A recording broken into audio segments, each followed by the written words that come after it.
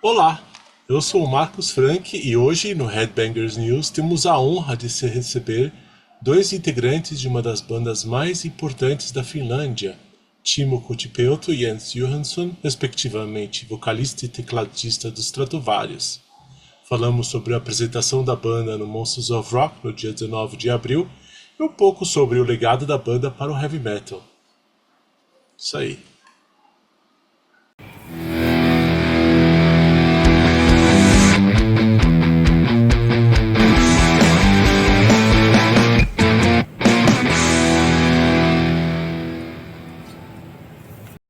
Yes, I can hear you guys. Hello, Very hello, perfect. Marcus. How are you? Hi, I'm fine. How about you? Good. You have a great T-shirt. I can see it. I was just talking about Yeah, ACDC. it's one of my favorite bands ever. Good. And of course, Stratovarius has also a playing role on my musical life, of course. Okay, thank you. And I remember me trying to buy the first when I was a teenager, trying to buy the first Stratovarius album episode at the Galeria do Rock here in São Paulo. And it was very rare to find. Now we have re-editions. And last year on Summer Breeze, you've managed to play a lot of the songs of this album. Any plans on playing much older songs this time on Monsters of Rock? Well, we haven't decided the set list yet because, at least me, I don't even know how long we can play. Is it gonna be, because we're gonna open, that I know. So is it gonna be 30 minutes or 45 minutes or maybe even 1 hour, but I doubt it. But that, of course, then it depends on that, how many songs we can play. But of course, we will play more classics, probably, because it's a festival. There's a lot of people who come to see the big acts, and then maybe they have heard some of our songs. So, but like I said, we haven't decided the set list yet, but there will be classics for sure. And you guys are Stratovarius is making a birthday this year, 40 years of band, and you, Timo, are 30 years already in Stratovarius. It's a lifetime. Um, any thing you want to celebrate? Is this something you guys going to celebrate this year, or is it going to be a celebration on Monsters of Rock? What are your plans when it regarding to? I joined the band 94, so it was last year, my 30th Oh, year. last But year. So yeah, sorry. the first album came out like 95. So I think Okay. I missed that party. So I think the next, of course, there's like almost every year there's some of our album we've done. What is it, 16 albums? So it's a celebration of. I think April, this fourth dimension was like, I just saw it. It was April 95.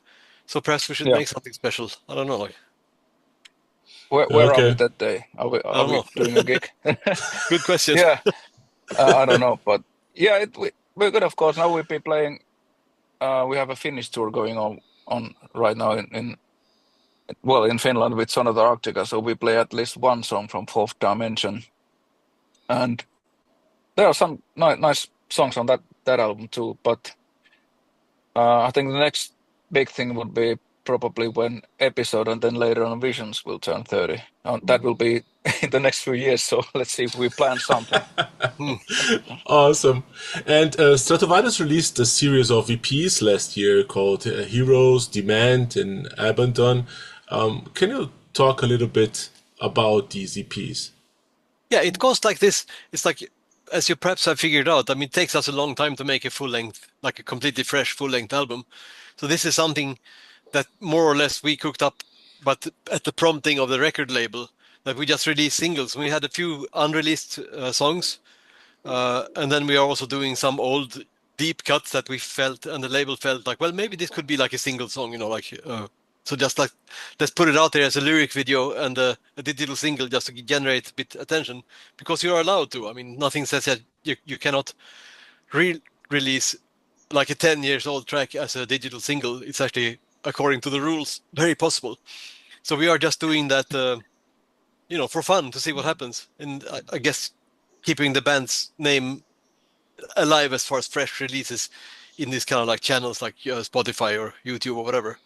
So it's nothing more than that, really. And we are still working on a new album, and we are busy like touring. So it's something that the label can do without much involvement from us, actually. Like, just a fun kind of thing for the new digital age. Like. And are you guys going to play something from these EPs? I know there's nothing on setlist right now, but maybe. Yeah. Maybe not in Brazil in April, because there's not going to be like any deep cuts. I think it's going to be only like stuff that potentially people have heard before. But maybe, I mean, it depends on what we can talk each other into doing, I guess. It's usually the process. You've been playing the most successful songs on your live shows like Forever Free, Black Diamond, Eagle Heart, and even some older songs like Will the Sun Rise. Timo, how do you as a singer trick the natural aging of your voice? It's impressive. The thing is that the last few years, singing has been easier for me compared to, for example, like 10 or even 15 years ago. I don't know what has happened, but in the year 2000, I had Campylobacteria, which basically destroyed my voice for a few years. And now it's just, I don't know, maybe I've been keeping myself in a good condition that I'm able to sing the songs. And it's technically I sing better than when I was 25. But of course, it's also when you get older that the sound will change for everybody a little bit, especially high ends. But then everything else is easier to sing. Maybe I have better technique nowadays, but it's been fun. I enjoy singing. Jens, did you have to turn the keyboard down a note?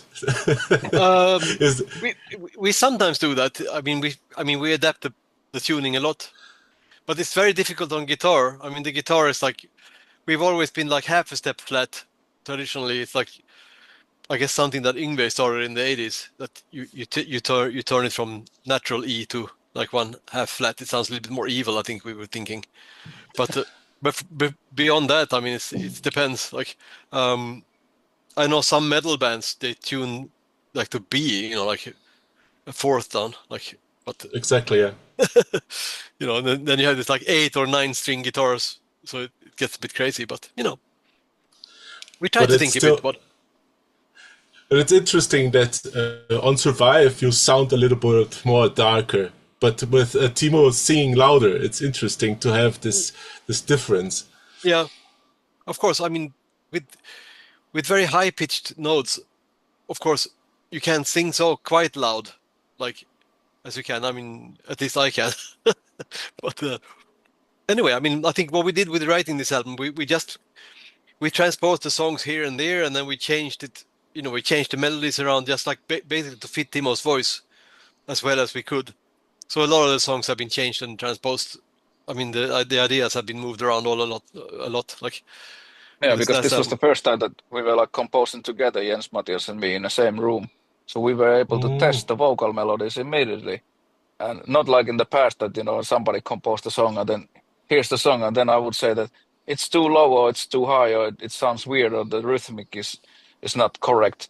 So now it was like we were paying more attention to the vocal melodies, and then came the riffs and everything around it. So I hope that the next album will be composed with the same method. We actually started composing at the end of the last year. So, but I don't know when the album comes out, but I think this is the right way to compose.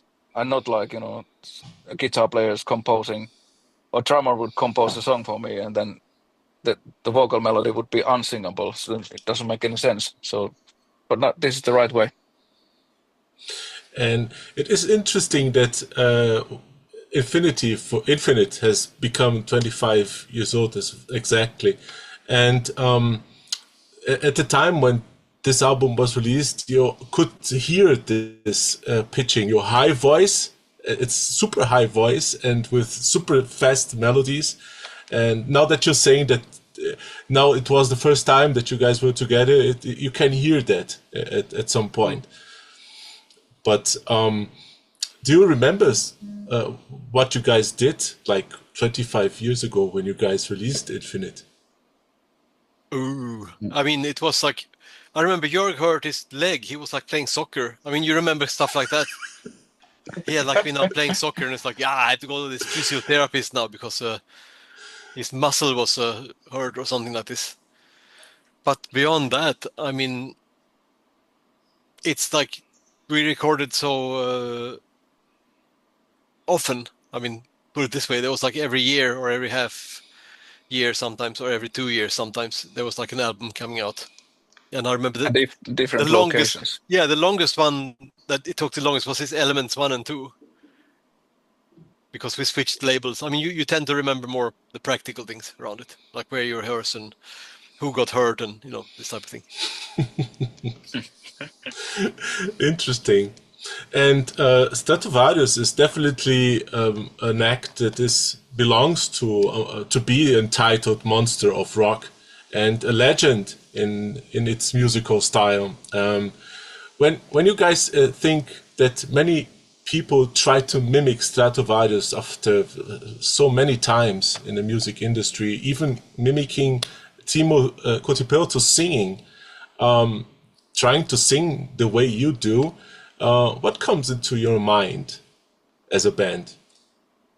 Well, of course, it's like in a way you feel honored, you know, that somebody's or that your music has affected somebody to start a band. Like, for example, I talked to Toni Kakko from Sonata Arctic that they saw us playing in Oulu 97 or something, and then the next day they changed their musical style, which is great because they are not like imitating us, but we had an effect. Of course, that makes you like humble, you know, like, oh wow, you started the band because you heard us. So I think that's basically what it is for me. And for you, Jens, your melodies are not that far away as well.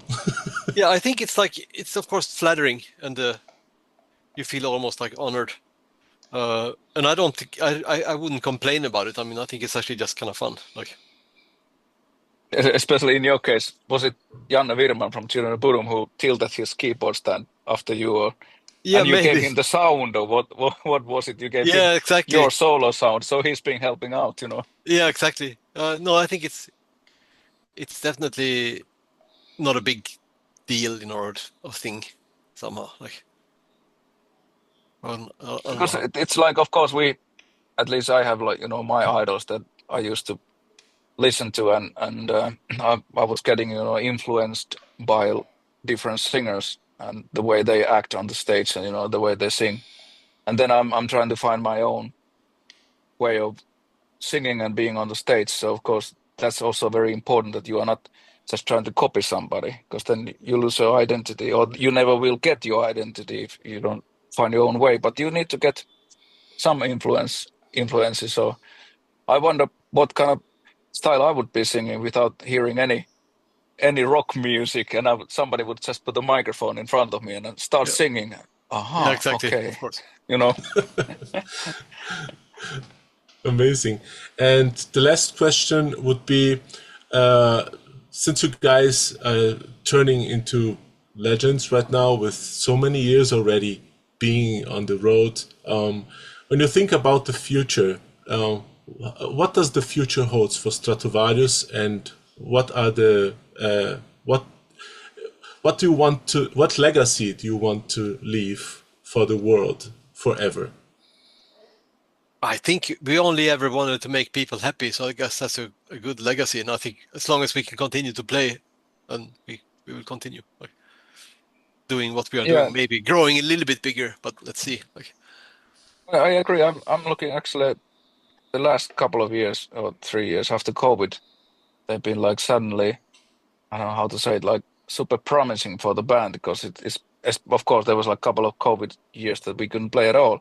And before that we were like slowly coming up, but now there's a lot of like requests from festivals that, you know, and fans are asking like, come to play in our city, and then suddenly it looks very positive. And of course we have a last album which has great songs, so we can play a couple of new tracks, and then we have like all these other what is it, 15 albums to choose from. So it's like, it looks good.